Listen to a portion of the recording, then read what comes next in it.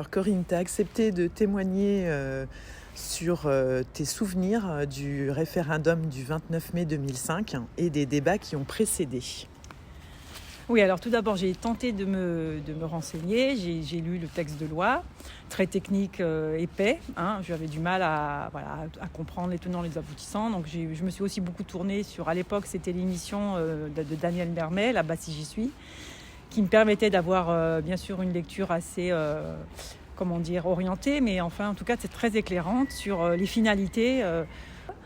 Je ne me rappelle pas s'il y avait eu des sondages qui annonçaient cette victoire du non, mais finalement, par rapport à l'orientation de l'information et puis des opinions des personnes avec lesquelles je partageais ces échanges, je ne m'attendais pas du tout à ce que le non l'emporte.